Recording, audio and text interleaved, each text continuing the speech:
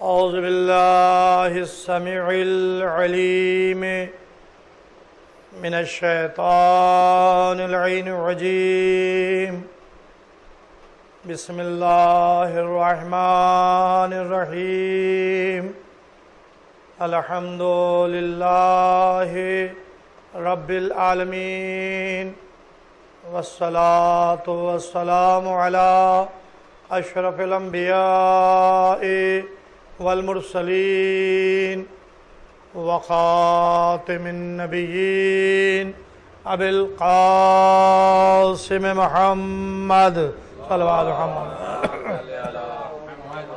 وعلی اہل بیتہ طیبین الطاہرین المعصومین ولعنۃ اللہ علی اعدائہم اجمعین اما بعد فقد قال سبحانہ تبارک و تعالی فی کتاب المبین والفرقان الحمید وهو اصدق الصادقین وقولہ الحق بسم اللہ الرحمن الرحیم وجعلنا منہم ائمة يهدون بأمرنا لما صبروا صلوات محمد وعلى محمد۔ قرآن مجید اپنی فصاحت و بلاغت کے ساتھ اس منصب امامت کا اعلان کر رہا ہے، جس میں ارشاد ہو رہا ہے کہ وَجَعَلْنَا مِنْهُمْ أَئِمَّةً، اور ہم نے تمہارے درمیان ایک پورا سلسلہ امامت قائم کیا ہے، یہدون بِأَمْرِنَا، جو ہمارے امر سے، ہمارے حکم سے ہدایت کے فریضے کو انجام دے رہا ہے اور انجام دیتا رہے گا، لما صبروا، اور جس کا خاصہ صبر ہے۔ یہ قرآن کی آیت ہے جس میں اللہ نے عہدہ امامت کا تذکرہ کیا ہے۔ اب ظاہر ہے کہ قرآن جو دائمی منشور ہے، جس میں ہر خشک و تر موجود ہے، جس میں تمام اصول اور قوانین کو بیان کیا گیا ہے، لہذا امامت کے اس اصول کو بھی اللہ نے اپنے کلام میں جگہ دی اور ایک خاص انداز سے امامت کا تذکرہ اللہ نے کیا ہے۔ میری اس مجلس کا عنوان ہے فلسفہ امامت۔ امامت کیا ہے؟ امامت کے فرائض اور ذمہ داری کیا ہے؟ امام کون بناتا ہے؟ امام کتنے ہیں؟ امامت کے اختیارات کیا ہیں؟ یہ ایک پورا موضوع ہے جس کو عنوان دیا گیا کہ فلسفہ امامت۔ امامت کا فلسفہ کیا ہے؟ پہلی چیز تو یہ پیش نظر رہنا چاہیے کہ عہدے اور منصب دو طرح کے ہوتے ہیں۔ ایک ہے دنیاوی منصب جو ہم آپ عطا کرتے ہیں اور ہم آپ حاصل کرتے ہیں، اور ایک ہوتا ہے الہی منصب، اللہ کا عطا کیا ہوا۔ نبوت، رسالت، امامت، یہ عہدے دنیاوی عہدے نہیں ہیں۔ ہمیں آپ کو اختیار نہیں ہے کہ ہم جسے چاہے نبی بنا لیں، جسے چاہے رسول بنا لیں، جسے چاہے امام بنا لیں۔ یہ عہدہ، بھائی تم یہیں پہ بیٹھو سامنے، یہاں پہ یہیں پہ بیٹھ جاؤ، تم ادھر کھسکو، ادھر کھسک جاؤ، تم ادھر بیٹھ جاؤ۔ اللہم صلی علی محمد وآلہ تو الہی عہدے وہ ہوتے ہیں جو انسان خود نہیں بنایا کرتے، بلکہ اللہ منصب دے کر بھیجتا ہے۔ اور اگر یہاں بھی کسی کو منتخب کرتا ہے تو وہ اللہ کرتا ہے۔ بہت سے ایسے دلائل ہیں قرآن مجید میں جو دیکھے جا سکتے ہیں نبوت کے سلسلے میں، نبیوں کے سلسلے میں۔ اب امامت کا منصب بھی یہ الہی منصب ہے، اسی طرح سے جیسے نبوت اور رسالت ہے۔ نبوت اور رسالت کے بعد ہے امامت۔ جب تک کہ نبی اس دنیا میں آتے رہے مستقل عہدہ امامت ہمیں نظر نہیں آتا، لیکن وجود امامت کا ملتا ہے۔ اگر یہ کوئی کہے کہ کیا امامت پہلے نہیں تھی، تو بھائی پہلے نبوت تھی، رسالت تھی، اولو العزم پیغمبر تھے جو اپنے اپنے دور، اپنے اپنے زمانے میں فریضہ ہدایت کو انجام دے رہے تھے۔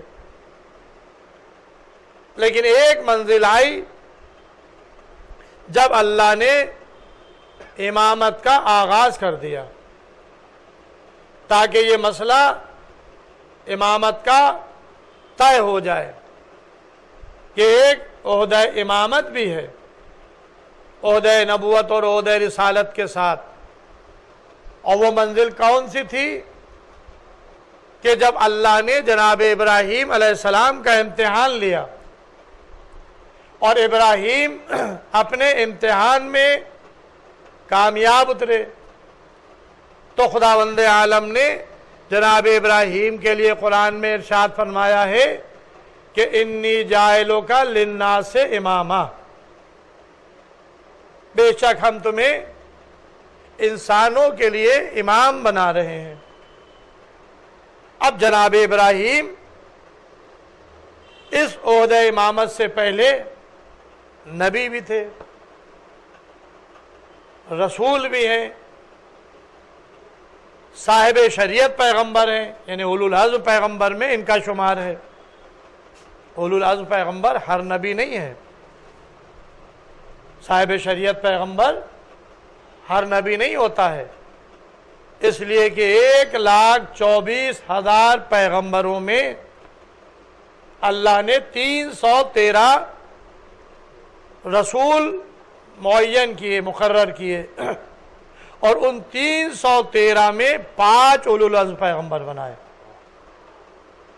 آدم سے لے کر خاتم تک 1,24,000 میں 313 رسول، اور 313 رسول میں 5 اولو العزم پیغمبر، 5 صاحب شریعت پیغمبر۔ یہ ہے تاریخ نبوت۔ تو اب 5 جو صاحب شریعت پیغمبر ہیں ان میں جناب نوح کا نام سب سے پہلے ہے، اس کے بعد جناب ابراہیم ہے، پھر جناب موسیٰ ہے، پھر جناب عیسیٰ ہے، اور پھر ہمارا نبی حضرت محمد مصطفیٰ صلی اللہ علیہ وآلہ وسلم۔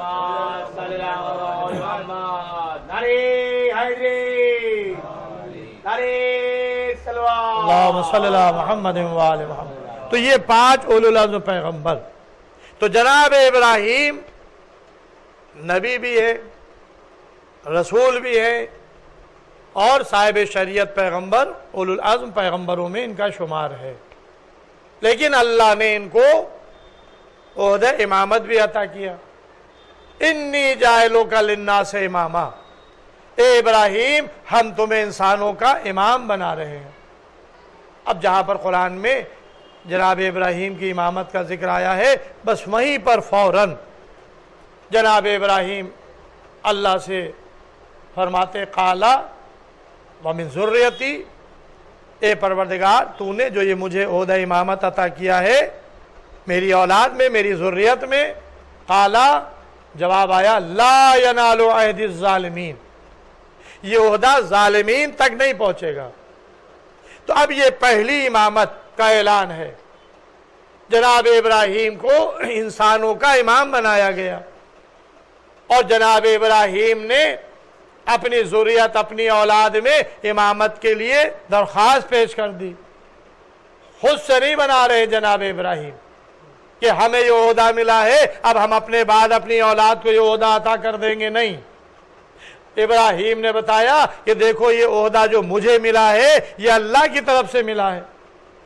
اب ہم اللہ سے اپنی ذریت کے لیے جو مانگ رہے ہیں وہ اللہ سے مانگ رہے ہیں. اللہ اگر چاہے گا تو ہماری ذریت میں بھی امامت کو رکھے گا. تو اللہ نے جواب نہیں میں نہیں دیا، بلکہ ایک اصول معین کر دیا کہ لا ینال عہد الظالمین، یہ عہدہ ظالمین تک نہیں پہنچے گا.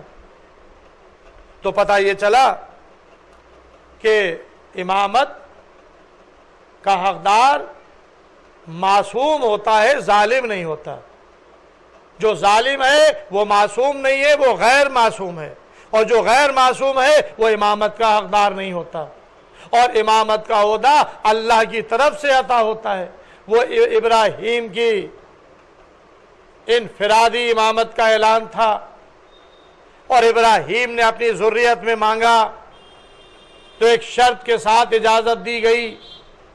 لیکن اب جو میں نے آیہ کریمہ کا انتخاب کیا ہے اپنے اس مجلس کے عنوان کے لیے، اس میں اللہ باقاعدہ ایک پورے سلسلہ امامت کا ذکر کر رہا ہے. وَجَعَلْنَا مِنْهُمْ أَئِمَّةً،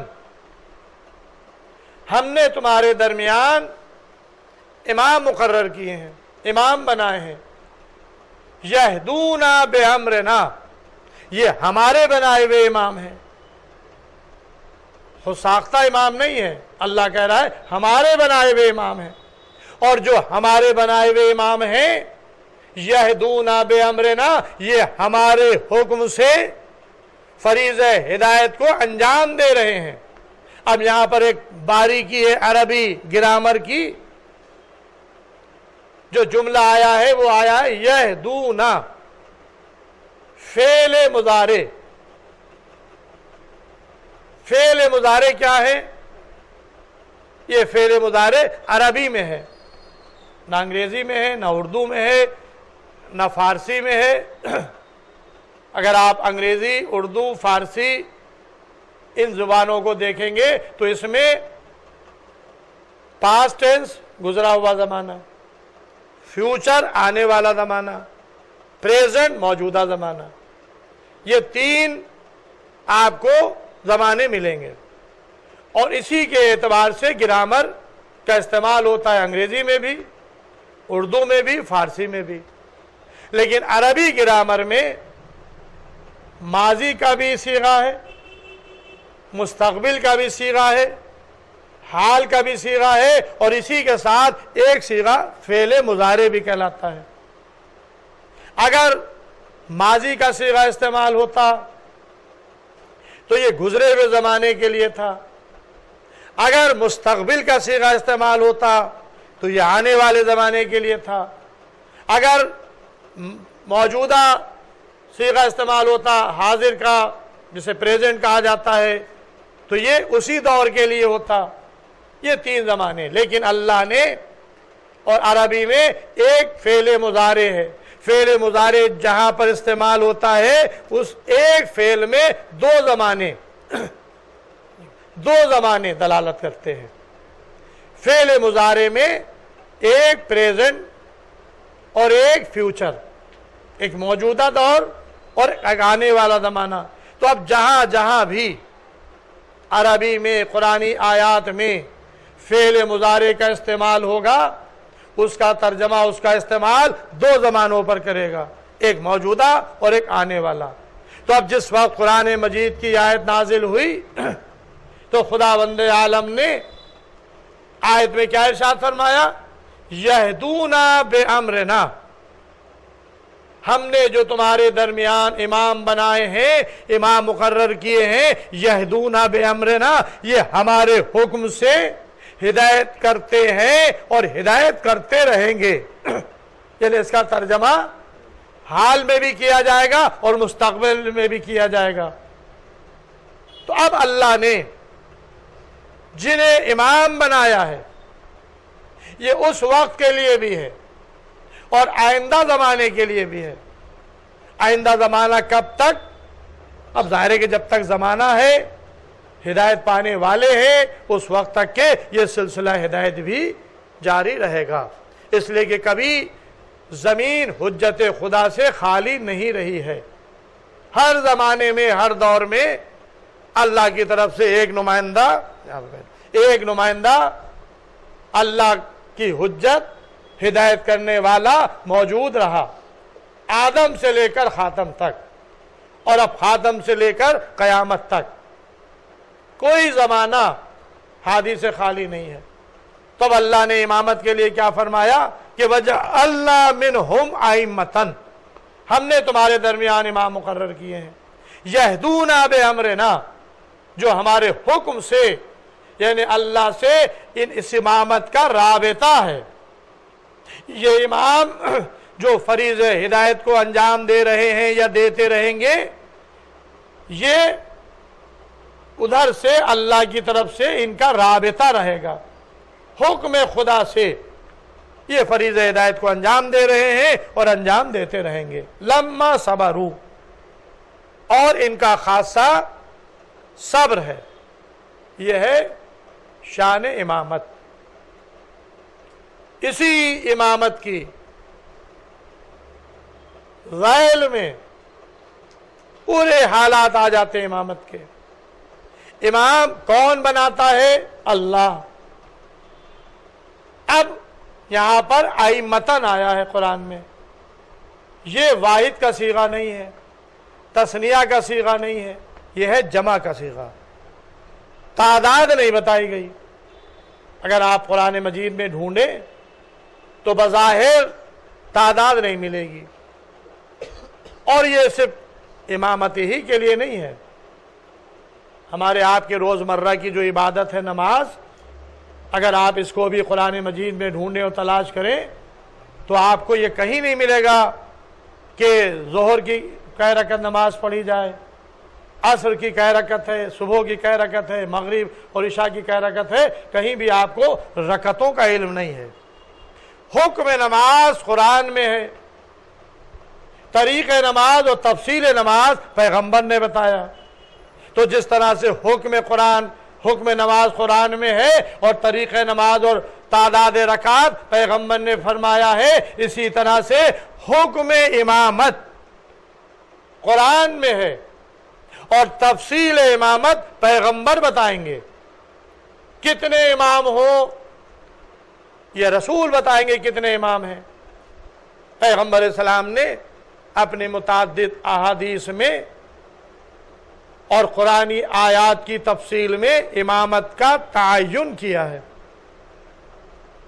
تعداد بتائی ہے، اور وہ تعداد کیا ہے؟ 12۔ یہ 12 کی تعداد حدیث پیغمبر سے ثابت ہے۔ 12 امام، نہ 13 ہے اور نہ 11 ہے، یہ 12 امام اللہ کے بنائے ہوئے ہیں، اور یہ 12 امام اللہ کے حکم سے فریض ہدایت کو انجام دے رہے ہیں اور انجام دیتے رہیں گے۔ یہ صفات امام جو قرآن بیان کر رہا ہے وہ ان امام میں موجود ہوں گے۔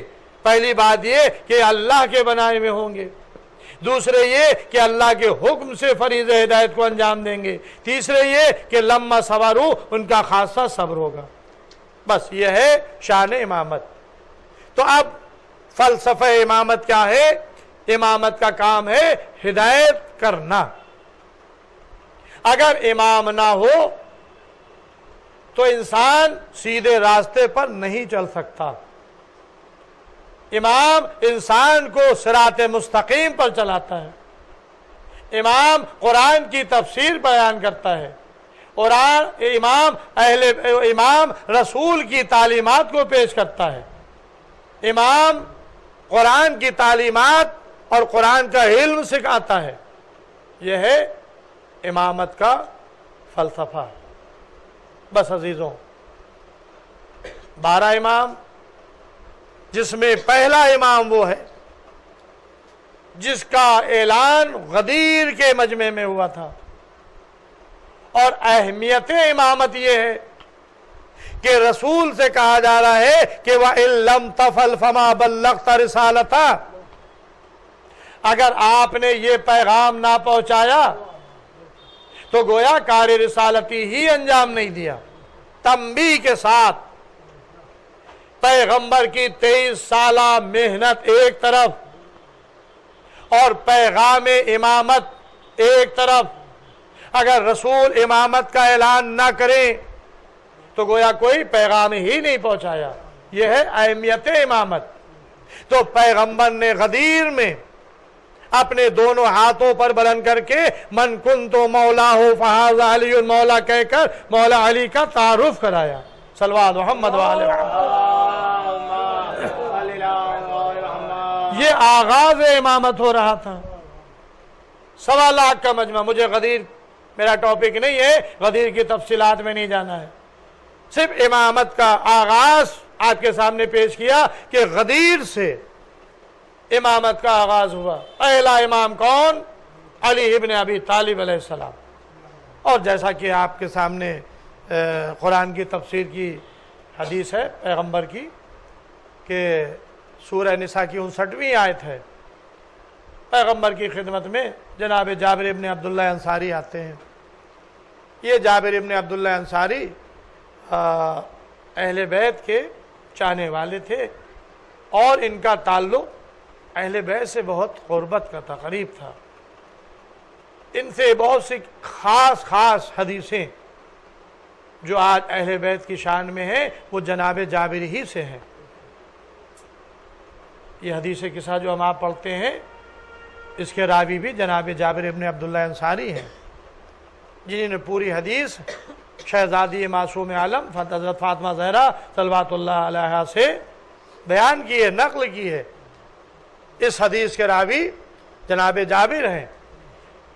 تو جناب جابر ابن عبداللہ انصاری خدمت پیغمبر میں آتے ہیں اور آنے کے بعد فرماتے ہیں کہ یا رسول اللہ، یہ آیت سورہ نساء کی 59ویں آیت جو اس وقت ہمارے سامنے ہے، 59ویں آیت یہ جو نازل ہوئی ہے کہ یا ایھا الذین آمنوا اطیعوا اللہ واطیعوا الرسول واولی الامر منکم، اے صاحبان ایمان اطاعت کرو اللہ کی، اطاعت کرو رسول کی، اور اطاعت کرو جو تم میں صاحبان امر ہیں۔ ایک اطاعت اللہ کی اور ایک اطیعوا رسول اور اولی الامر کے لیے استعمال ہوا، یعنی وہاں پر پہلی اطاعت خالص اللہ کے لیے ہے اور دوسری اطاعت میں رسول اور اولی الامر کو شریک کیا گیا۔ وَأُولِي الْأَمْرِ مِنْكُمْ، اور جو تم میں صاحبان امر ہیں۔ تو اب ظاہر ہے کہ قرآن کی آیت تھی، اللہ کے لیے کوئی اختلاف نہیں ہے، رسول کے لیے بھی کوئی اختلاف نہیں ہے، سب کے سامنے پیغمبر تھے اور آپ کی نبوت کا کلمہ پڑھا جا رہا تھا، لا الہ الا اللہ محمد رسول اللہ کا اقرار مسلمان کر رہے تھے۔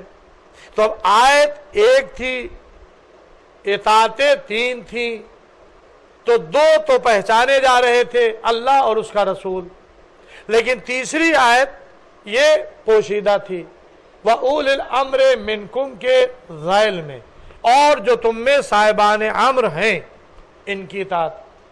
تو اب جب تک کہ یہ پتہ نہ چلے کہ وہ صاحبان امر کون ہیں، اس وقت تک کہ ہمیں نہیں معلوم ہو سکتا کہ ہم پر اللہ کی طرف سے اطاعت کس کی واجب ہے۔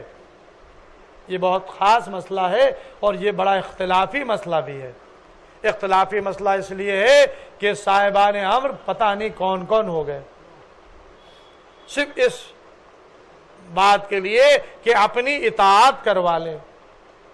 جو تخت خلافت پر بیٹھا وہی صاحب امر بن گیا، جو تخت خلافت پر آیا وہی اپنے کو حاکم کہنے لگا کہ میری اطاعت واجب، لیکن اللہ کی طرف سے رسول کی اطاعت تھی، اللہ کی اطاعت تھی، اور جو صاحبان امر، تو اب صاحبان امر قابل تفسیر تھے، ان کو پہچنوایا جائے، ان کا تعارف کرایا جائے کہ یہ صاحبان امر کون ہیں کہ جن کی اطاعت اللہ کی طرف سے واجب ہے۔ تو اس کے لیے پیغمبر سے پوچھنا ضروری تھا۔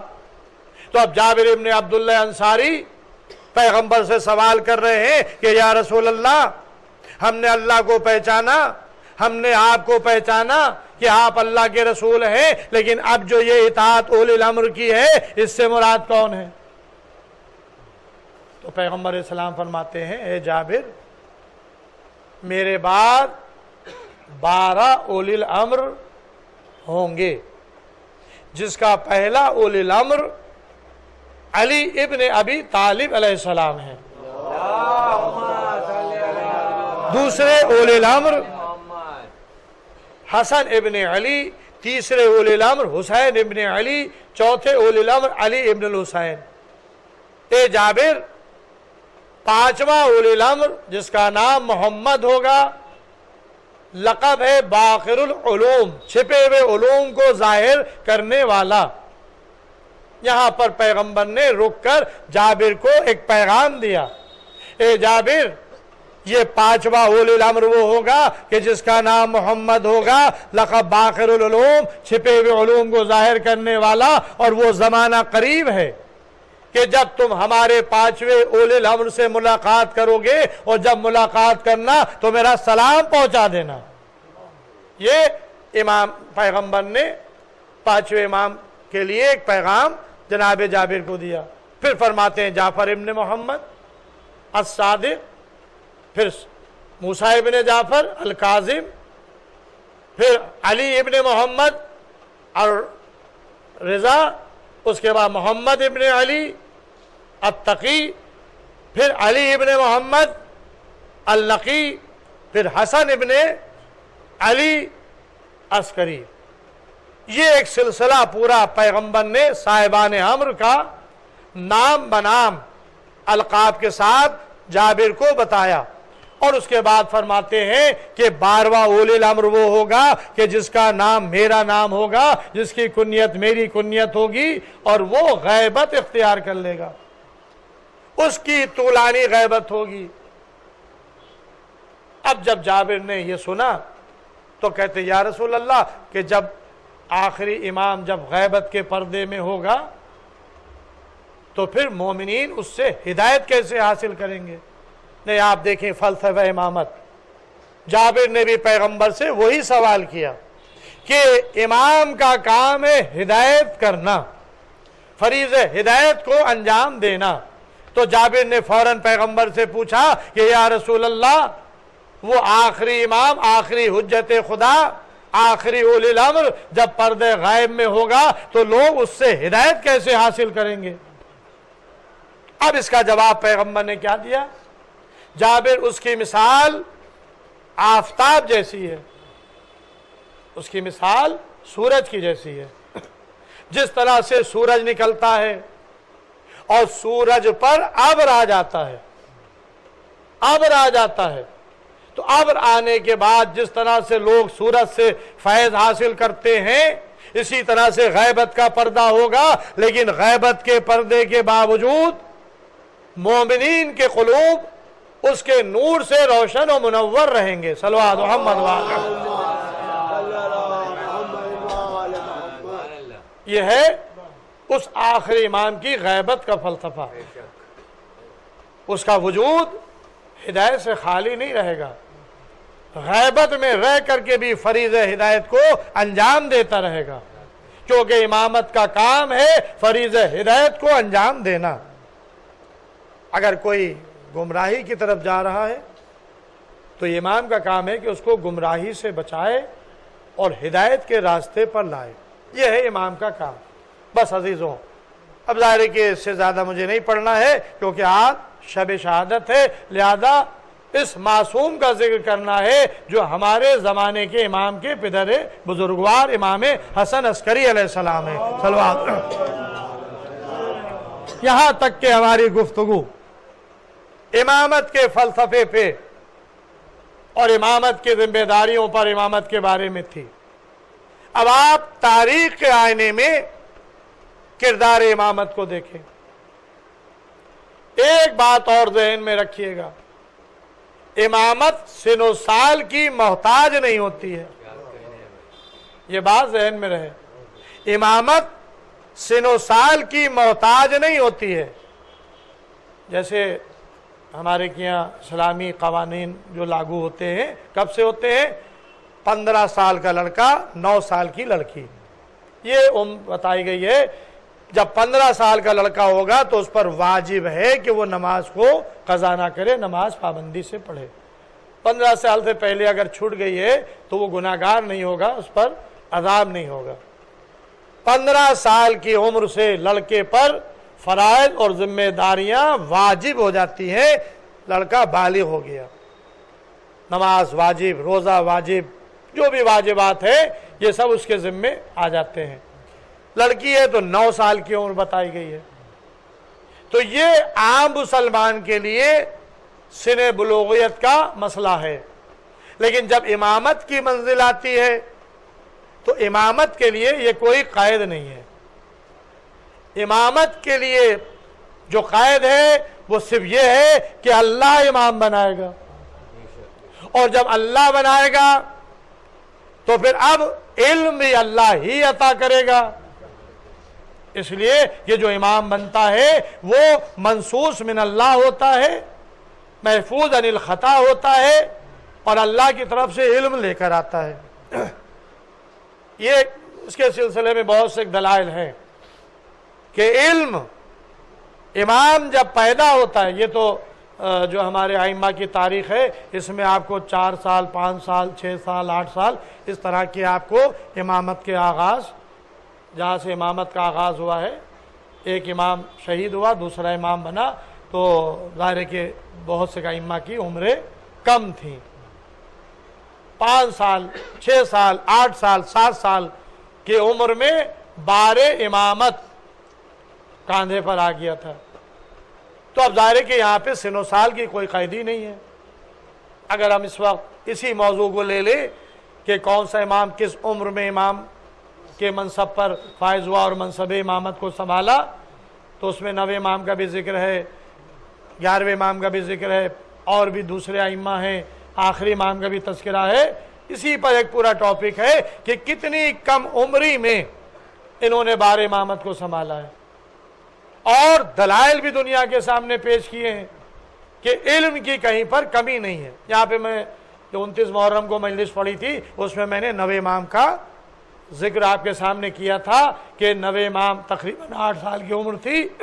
مامون رشید نے اپنے جو وزراء تھے محل کے لوگ، ان سے اس بات کو کا چیلنج کیا تھا کہ اگر تمہارے زوم میں جو بہت بڑا عالم ہو اس کو مقابلے پر لے آؤ۔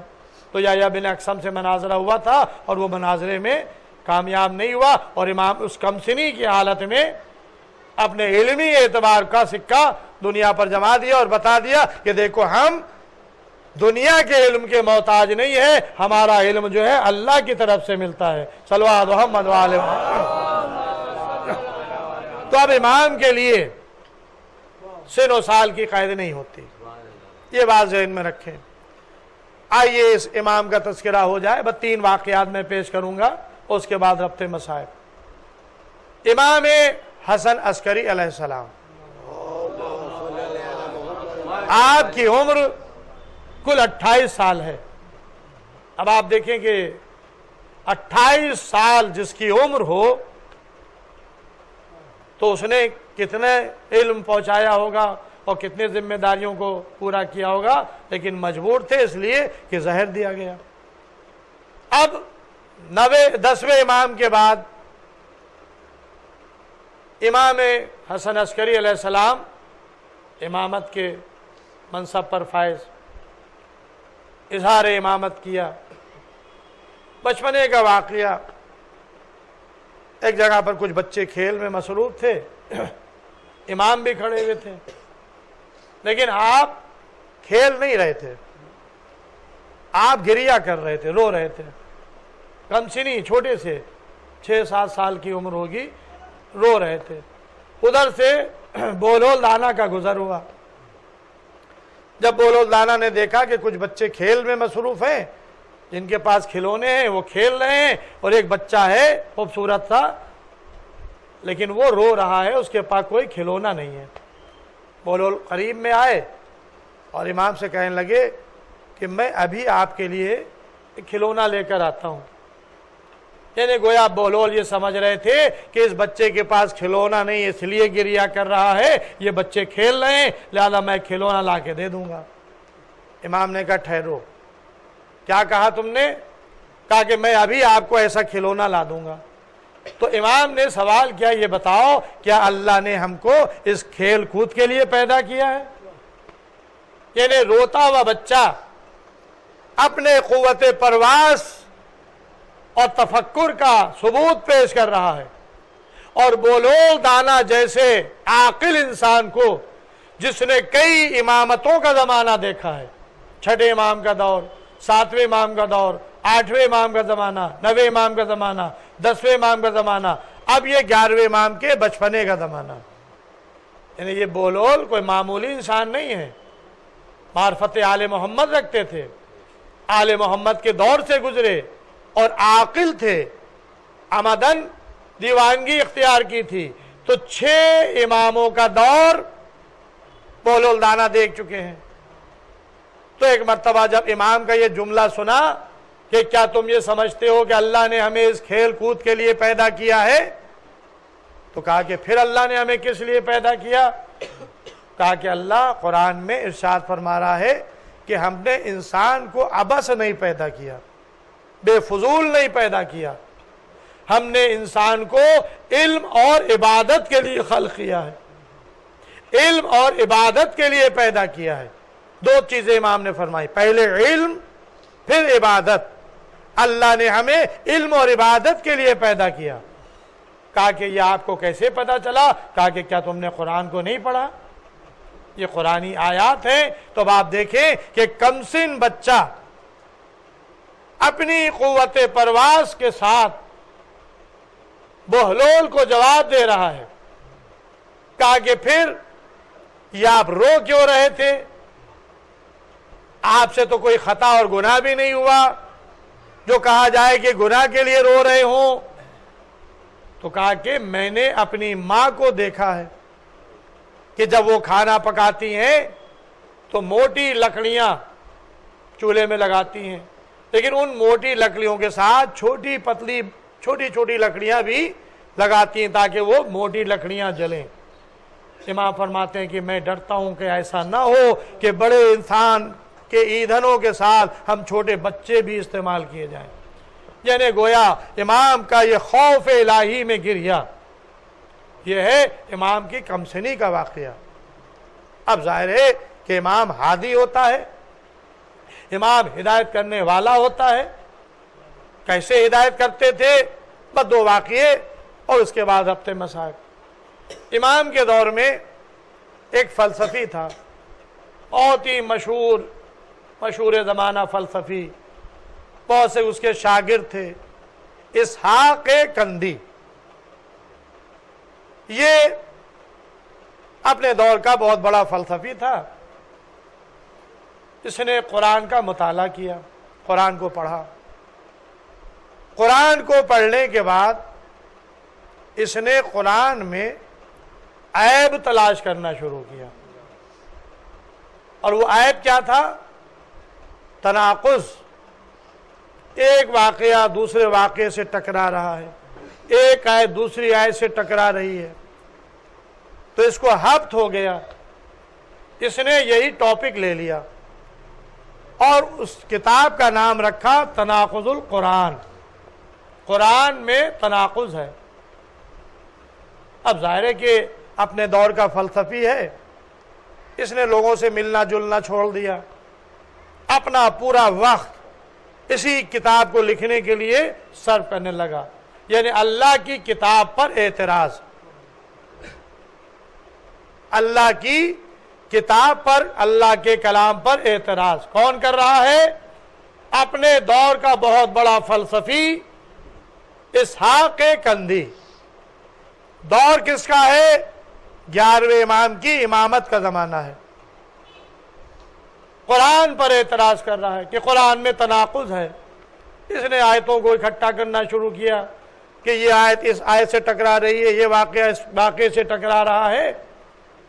اب ظاہر ہے کہ آج بھی ایسے لوگ پیدا ہو گئے جو اپنے زوم ناقص میں قرآن پر اعتراض کر رہے ہیں اور کہہ یہ رہے ہیں کہ یہ آیتیں نہیں ہونا چاہیے تھیں، انہیں بڑھا دیا گیا، اضافہ کر دیا گیا، لہذا انہیں قرآن سے نکالا جائے، انہیں مطالبہ کیا جا رہا ہے قرآن سے نکالنے کا۔ یعنی گویا 1400 سال کے بعد ایک جاہل انسان اس بات کا دعویٰ کر رہا ہے کہ قرآن سے ان آیتوں کو نکالا جائے۔ اب تک جتنے تھے ان کی سمجھ میں قرآن نہیں آیا، ان کی سمجھ میں آ گیا۔ تو یہ ہے وہی ہفت جو اس فلسفی کو ہفت ہوا تھا کہ وہ قرآن میں تناقض تلاش کر رہا تھا، یہ اپنے مطلب سے قرآن کی آیتوں کو دیکھ رہے ہیں۔ تو اب ظاہر ہے کہ ان کے ذہن کو بھی آپ سامنے رکھیں۔ بہت سے کہ آپ نے کلپس دیکھے ہوں گے، سن رہے ہوں گے، برابر کلپس آتے رہتے مخالفت قرآن میں۔ اب امام کے سامنے جو ایک فلسفی جس کو ہفت ہو گیا تھا اور قرآن پر اعتراض کر رہا تھا، اس کے لیے امام نے کیا تدارک کیا؟ امام کو پتہ چل گیا کہ اسحاق اللہ کے کلام پر اعتراض کر رہا ہے اور تناقض القرآن یہ کتاب لکھ رہا ہے۔ اب امام کیا کریں؟ ایک دن اس کا ایک شاگرد امام کے پاس آیا تو امام نے اس سے کہا کہ بھائی میں نے سنا ہے کہ اسحاق قرآن کے خلاف ایک کتاب لکھ رہا ہے۔ کہا کہ ہاں۔ کہا کہ کیا اس کو نہیں روکا جا سکتا؟ اس کو روکا جائے کہ وہ یہ کام نہ کرے؟ تو شاگرد نے کہا کہ مولا میں تو اس کا شاگرد ہوں، میں اس کے سامنے لب کشائی نہیں کر سکتا، میں نہیں بول سکتا استاد اور میں ایک شاگرد۔ کہا کہ اچھا اگر تم نہیں بول سکتے ہو تو جو میں کہہ رہا ہوں وہ تو اس تک پیغام پہنچا سکتے ہو؟ کہا کہ ہاں یہ کر دوں گا۔ تو امام نے کہا کہ اچھا ایسا کرو، تم پہلے اپنے کو اس کے پاس اس طرح سے گھلا ملا لو کہ وہ تم پر بہت بڑا اعتبار کرنے لگے، تم سے تمہارا مونس ہو جائے اور تمہیں اپنا قریب سمجھنے لگے۔ جب ایسا ہو جائے تو ایک دن اس سے یہ پوچھنا کہ بھائی یہ کلام الہی قرآن جو ہے، اگر اس کتاب کا نازل کرنے والا اس کو لے کر سامنے آ جائے اور آ کر کہے کہ بھائی یہ جو ہم نے آیت نازل کی اس کا مقصد و مفہوم یہ تھا اور اس کا مقصد و مفہوم یہ تھا، کیا ایسا ممکن ہے؟ اب جو اس نے یہ امام نے پورا اس کو تعلیم کر دیا اور شاگرد چلا گیا امام کی خدمت سے، امام نے پوری ترکیب بتا دی، یہ اپنے استاد کے پاس پہنچا اسحاق کے پاس اور اپنے کو امام سے اسحاق سے بہت زیادہ مانوس کر لیا۔ اسحاق اس کی بات کو سننے لگا۔ ایک دن اسحاق سے اس کے شاگرد نے امام کے بتائے ہوئے فارمولے کے مطابق اعتراض کیا کہ اسحاق یہ بتائیے اگر اس کلام کا صاحب کلام آ جائے اور وہ آ کر یہ کہے کہ یہ ہم نے جو کلام نازل کیا اس کا مفہوم یہ ہے، اس کے معنی یہ ہے، اس کا مقصد یہ ہے، تو کیا ایسا ممکن ہے؟ اس نے سنا، کہا کہ اچھا پھر سے ذرا بیان کرو۔ اس نے پھر اس کو دہرایا تو یہ تھوڑی دیر تک خاموش رہا۔ خاموش رہنے کے بعد کہتا کہ ہاں ایسا ہو سکتا ہے، اس لیے کہ لغت کے اعتبار سے، معنی کے اعتبار سے ایسا ممکن ہے کہ جو ہم سمجھ رہے ہیں مطلب وہ نہ ہو، کہنے والے کا مقصد کچھ اور ہو۔ جب اس نے اقرار کیا تو کہا کہ پھر یہ تناقض القرآن جو آپ کتاب لکھ رہے ہیں اس کا فائدہ کیا ہے؟ اس لیے کہ جب ایسا ممکن ہے اور آپ قرآن پر اعتراض لکھ رہے ہیں تو اب اس کتاب کے لکھنے کا فائدہ کیا ہے؟ جیسے ہی اس نے یہ کہا کہ یہ بتاؤ کہ یہ تم سے کس نے کہا؟ کہا کہ یہ میرے ہی ذہن کی پیداوار ہے۔ کہا کہ نہیں، میں سمجھتا ہوں میرے تم شاگرد ہو اور تمہارے پاس ایسا علم نہیں آ سکتا جو تم مجھ پر اعتراض کرو، ہمیں صحیح بتاؤ یہ بات تم سے کس نے کہی؟ جب اس نے بہت اصرار کیا تو پھر اس شاگرد نے کہا کہ مجھ سے امام حسن عسکری علیہ السلام نے کہا ہے۔ بس عزیزو یہ شخص کہتا ہاں یہ حقیقت ہے کہ یہ ان کے علاوہ کوئی اور نہیں کہہ سکتا۔ اس نے اپنا پورا مسودہ اکٹھا کیا، آگ روشن کی اور پورا مسودہ نظر آتش کر دیا۔ یعنی گویا امام نے کلام الہی پر ہونے والے اعتراض کی رد کر کے بتایا کہ دیکھو یہ ایک انسان اپنے اعتبار سے جو قرآن کو سمجھ رہا تھا ویسا نہیں ہو سکتا ہے، اس لیے کہ اللہ نے جو نازل کیا ہے اس کا مقصد کچھ اور ہو اور یہ کچھ اور سمجھ رہا ہے، لہٰذا یہ تناقض القرآن، اس کی کتاب کو لکھنا یہ غلط ہے۔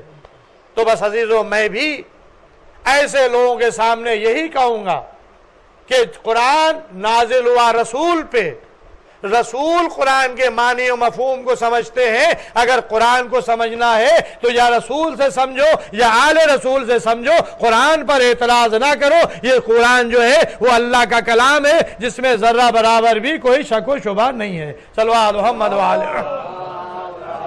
بس عزیزوں، یہ ہے اہل بیت اور امامت کی شان، جن کا کام ہے ہدایت کرنا۔ بس عزیزو، آخری کلام میں امام کی 28 سالہ عمر میں آپ کو قید و بند کی مصیبتیں بھی برداشت کرنا پڑی۔ یعنی آپ جو تاریخ میں سنتے ہیں کہ وہ چوتھے امام قید میں رہے، تو ہمارے صرف چوتھے امام ہی قید میں نہیں رہے، ہمارے اور امام بھی قید میں رکھے گئے۔ 7ویں امام تو تقریباً 34 سال قید خانے میں رہے، اور امام موسیٰ کاظم علیہ السلام تو قید خانے ہی میں زہر دے کر شہید کیا گیا، یعنی قید سے باہر ہی نہیں آ سکے۔ تو اس طرح سے ہمارے ائمہ کو قید میں رکھا گیا۔ 11ویں امام بھی قید میں رہے۔ اسی زمانے میں سامرہ کی سرزمین پر قحط پڑ گیا، پانی برسنا بند ہو گیا، لوگ بھوک اور پیاس سے جاں بلب ہونے لگے۔ بادشاہ نے حکم دیا مسلمانوں جاؤ صحرا میں اور جا کر نماز استسقاء پڑھو۔ یہ اسلام کی ایک تعلیم کردہ نماز ہے، جس کو نماز استسقاء کہتے ہیں۔ جب بارش نہ ہو، قحط پڑے، سوکھا پڑ جائے، تو صحرا میں جا کر 2 رکعت نماز پڑھے، اللہ کی بارگاہ میں دعا کرے، خداوند عالم اپنی رحمت کو نازل کرے گا۔ تو یہ ہے نماز استسقاء۔ تو بادشاہ نے کہا جاؤ جا کر نماز پڑھو تاکہ بارش ہو اور یہ قحط سالی سے نجات ملے۔ مسلمان نکلے، صحرا میں آئے، نماز پڑھی، دعا کی، لیکن بارش کے کوئی آثار نمایاں نہیں ہوئے۔ اسی مسلمانوں کے مجمع میں عیسائی راہب بھی آ گئے، اور آنے کے بعد ان عیسائیوں نے کہا کہ ہم دعا کریں گے اور اللہ بارش نازل کرے گا۔ یعنی بڑے اطمینان کے ساتھ راہب نے اس کا اعلان کر دیا، اور راہب سب جمع ہوئے، ان کے عیسائی لوگ جمع ہوئے، اور اس راہب نے دعا کے لیے ہاتھ اٹھائے اور ابر آ گیا، بارش بھی ہونے لگی۔ 1 دن ہوا، 2 دن ہوئے، اب 3 دن جب ایسا ہوا، 2 دن مسلسل ایسا ہوا، تو اس راہب نے یہ اعلان کر دیا کہ ہمارا مذہب عیسائی حق، تمہارا مذہب اسلام باطل۔ اب مسئلہ حق اور باطل کا آ گیا۔ اسلام پر اعتراض ہو رہا ہے کہ اسلام باطل ہے۔ کیوں باطل ہے؟ تم نماز پڑھ رہے ہو، دعا کر رہے ہو، لیکن تمہاری نہ نماز فائدہ پہنچا رہی ہے، نہ تمہاری دعا فائدہ پہنچا رہی ہے۔ تمہاری نماز و دعا سے بارش نہیں ہو رہی ہے، لیکن ہم عیسائی اللہ کی بارگاہ میں دعا کر رہے ہیں اور اللہ پانی برسا رہا ہے۔ تو اب ظاہر ہے کہ مسلمان شک اور شبے میں پڑ گئے کہ ہمارا مذہب باطل ہے۔ لوگ مرتد ہونے لگے، دین سے پھرنے لگے۔ یہ خبر بادشاہ تک پہنچی۔ بادشاہ نے اپنے مشیروں کو جمع کیا اور کہا کہ بھائی کیا ہونا چاہیے؟ اگر ایسا ہی ہوا تو پھر مسلمان اپنا مذہب بدل دیں گے، گمراہ ہو جائیں گے، اور جب مسلمان نہیں رہیں گے، مسلمانوں کا بادشاہ کہاں سے رہے گا؟ حکومت خطرے میں پڑ جائے گی۔ کہا کہ اس وقت فرزند رسول اولاد رسول آپ کی قید میں ہے، ان کو آپ بلائیں اور یہ پیغام ان تک پہنچائیں، اس مسئلے کا حل صرف انہی کے پاس ہے اور وہی اس مسئلے کو حل کر سکتے ہیں۔ بس عزیزو ایک آدمی گیا قید خانے، امام سے بتایا، امام نے کہا کہ ٹھیک ہے میں تمہارے شکوک و شبہات کو دور کر دوں گا، اس راہب کو بلا لینا۔ تیسرا دن تھا، راہب کو مجمع میں بلایا گیا، امام قید خانے سے نکلے، مجمع میں آئے، راہب سے کہا کہ کیا تم دعا کرو گے؟ کہا کہ ہاں ہم دعا کریں گے، بارش ہوگی۔ کہا کہ اچھا دعا کرو۔ اس نے دعا کے لیے ہاتھ بلند کیے، ابر آنے لگا۔ امام نے ایک شخص اس کو بلایا، کہا کہ بھائی تم جاؤ اس کے پاس، اس کے ہاتھ میں جو چیز ہو اس کو لے آنا۔ وہ گیا، اس کے ہاتھ دعا کے لیے بلند تھے، اس کے ہاتھ میں جو شے تھی وہ اس نے لے لی اور لا کر امام کو دے دی۔ امام نے وہ ہڈی، اس کے پاس ایک ہڈی کا ٹکڑا تھا، اب امام مسلمانوں سے مخاطب ہوئے، بادشاہ سے مخاطب ہوئے، کہا کہ یہ اس راہب کی دعا کا اثر نہیں تھا، یہ ایک نبی کی ہڈی اس کو کہیں سے مل گئی تھی، اور نبی کی ہڈی کی تاثیر یہ ہے کہ جب وہ زیر آسمان آئے تو اللہ اور اس کے وسیلے سے دعا کی جائے تو اللہ رحمت نازل کر دیتا ہے۔ بس عزیزوں، کہا کہ اگر تم آزمانا چاہتے ہو تو آزما لو۔ لوگوں نے آزمایا، ویسے ہی ہوا۔ اب امام نے اس ہڈی کو کپڑے میں لپیٹ دیا، بند کر دیا، اور امام فرماتے ہیں اب میں دعا کروں گا، اب میں دعا کروں گا۔ اور یہ کہنے کے بعد امام نے دعا کے لیے ہاتھ بلند کیے، گھٹا آنے لگی۔ لوگ چاہتے تھے کہ اپنے اپنے گھروں کو واپس جائیں، امام نے کہا ٹھہرو، یہ گھٹا فلاں شہر میں برسے گی۔ گھٹا چلی گئی، پھر دوسری گھٹا اٹھی، امام نے کہا یہ فلاں شہر میں برسے گی۔ تیسری گھٹا، یعنی گویا گھٹائیں اٹھ رہی تھی اور امام شہروں کے نام بتاتے جا رہے تھے اور وہ گھٹائیں اس سمت روانہ ہوتی جا رہی تھی، یعنی ان گھٹاؤں نے بتایا کہ دیکھو امام جدھر ہمیں بھیج رہے ہیں ہم اس سمت کو روانہ ہو رہے ہیں۔ صلوات محمد و آل محمد۔ آخری گھٹا اٹھی، کہا کہ بس اب تم اپنے اپنے گھروں کو چلے جاؤ، جب گھر پہنچ جاؤ گے تو یہ گھٹا اسی شہر میں برسے گی۔ قحط ختم ہو گیا، لوگوں کے ایمان درست ہو گئے، تو لوگوں میں شک و شبہ پیدا ہوا تھا اور دین اسلام سے ہٹے جا رہے تھے لوگ۔ امام نے ان کی ہدایت کی اور بتایا دنیا کو، دیکھو یہ ہے فریض امامت، امام کا کام ہے یہدونا بامرنا، حکم خدا سے فریض ہدایت کو انجام دینا۔ لہذا امامت نے ہدایت کے فریضے کو انجام دیا اور انسانوں کو گمراہی سے بچایا۔ تو یہ ہمارا 11واں امام جو اس دنیا میں رہ کر ہدایت کے فریضے کو انجام دے رہا تھا، لیکن دنیا کو امام کا وجود گوارا نہ ہوا۔ معتمد عباسی نے امام حسن عسکری علیہ السلام کو زہر دے دیا، یکم ربیع الاول کو زہر دیا گیا تھا، زہر کا اثر جسم مبارک میں پھیلنے لگا۔ 8 ربیع الاول وہ تاریخ تھی کہ جب ہمارا 11واں امام اس دنیا سے رخصت ہوا، ہمارے زمانے کا امام یتیم ہو گیا۔ عزیزو، تاریخ گواہ ہے کہ 11واں امام جب دنیا سے اٹھا ہے 28 سال کی عمر میں، اس وقت 12ویں امام کی عمر کل 5 سال کی تھی۔ ہمارے زمانے کے امام نے 5 سال کی عمر سے 12 امامت کو سنبھالا۔ عزیزوں، تاریخ لکھتی ہے کہ امام کا جنازہ بڑے اہتمام کے ساتھ اٹھا۔ یہ بھی ایک خاص عنوان ہے امامت کے بحث میں۔ مولا علی سے لے کر 11ویں امام تک اگر آپ تاریخ امامت کو دیکھیں گے تو کسی امام کا جنازہ اتنے اہتمام کے ساتھ نہیں اٹھا جس طرح سے 11ویں امام کا جنازہ اٹھا۔ پوری تاریخ گواہ ہے۔ امام علی کا جنازہ چند لوگوں کے ساتھ، امام حسن علیہ السلام کا جنازہ بنی ہاشم کا مجمع، تیروں کی بارش، امام حسین علیہ السلام کا جنازہ اٹھا ہی نہیں، چوتھے امام، پانچویں امام، چھٹے امام، ساتویں امام کا جنازہ، 4 حمال مزدور جو جنازے کو لے کر قید خانے سے نکلے، یہ امامت کی تاریخ ہے۔ لیکن 11ویں امام کا جنازہ بڑے اہتمام کے ساتھ اٹھا۔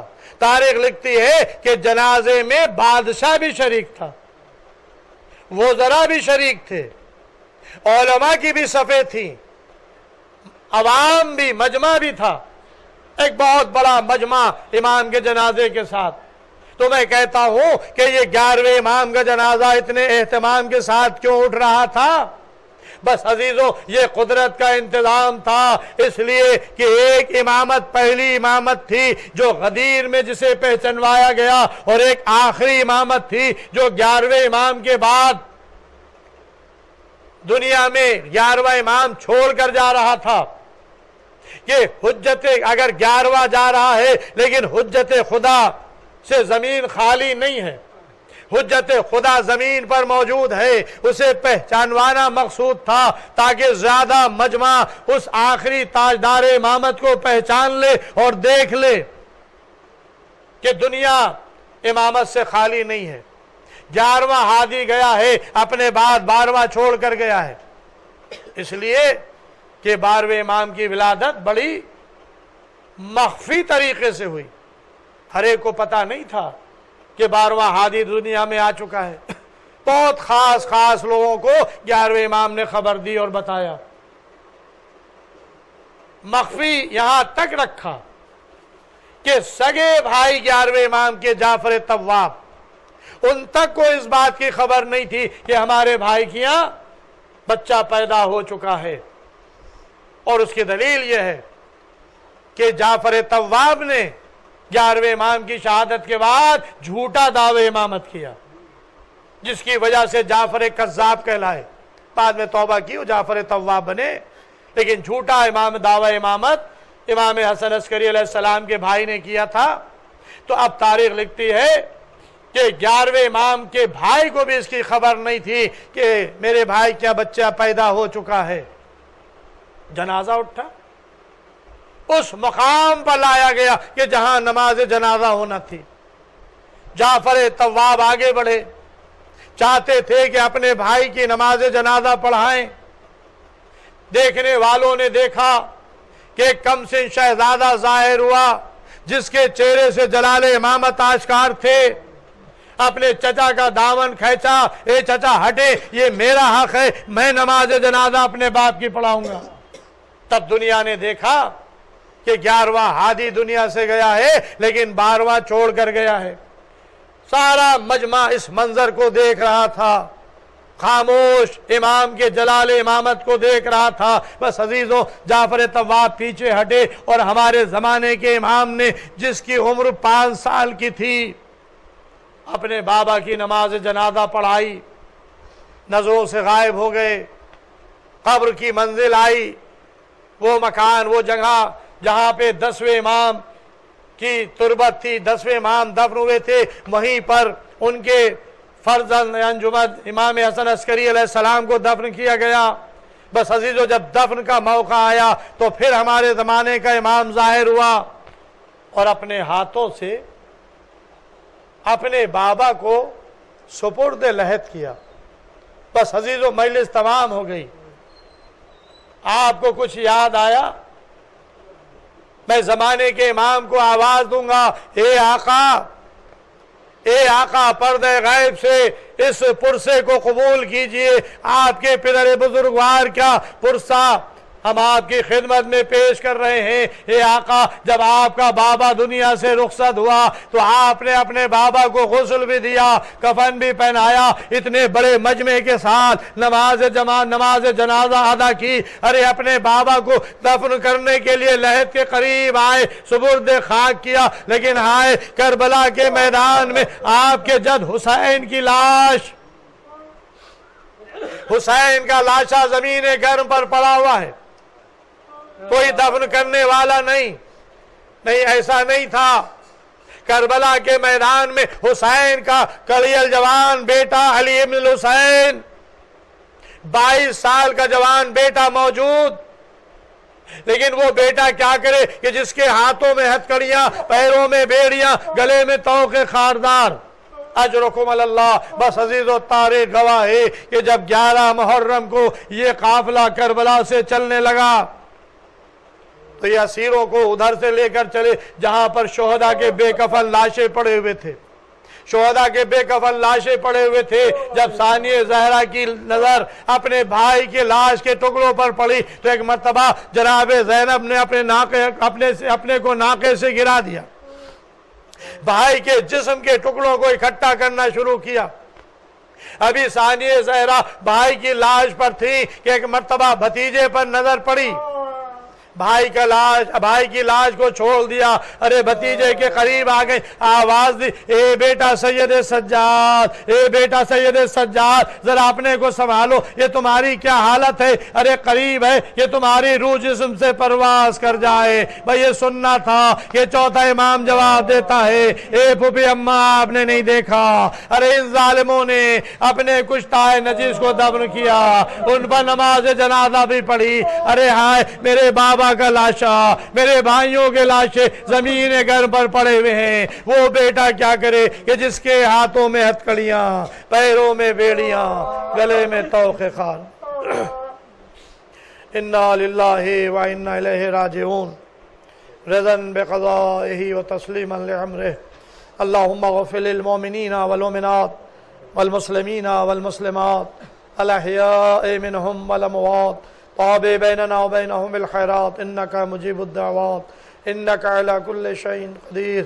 پروردگار عالم تجھے واسطہ محمد و آل محمد علیہ السلام کا اس مختصر سی عبادت کو قبول فرما، اور اس پر جہاں جہاں بھی شیعان حیدر کرار ماتمدار مظلوم کربلا ہے ان کی جان، مال، عزت، آبرو، ناموس کی حفاظت فرما۔ جو لوگ بیمار ان کو شفائے کامل عطا فرما، جو لوگ قرضدار ہیں ان کو بار قرض عطا فرما، جو لوگ بے روزگار ہیں ان کو روزگار عطا فرما، جو لوگ کاروبار کر رہے ہیں ان کو کاروبار میں برکت عطا فرما، جو مومنین قید میں ان کو رہائی ہو، مقامات مقدسہ کی حفاظت فرما، ہمارے زمانے کے امام کے ظہور میں تعجیل فرما، ہم لوگ کا شمار امام کے ناصر و مددگاروں میں فرما۔ السلام علیکم یا ابا عبداللہ۔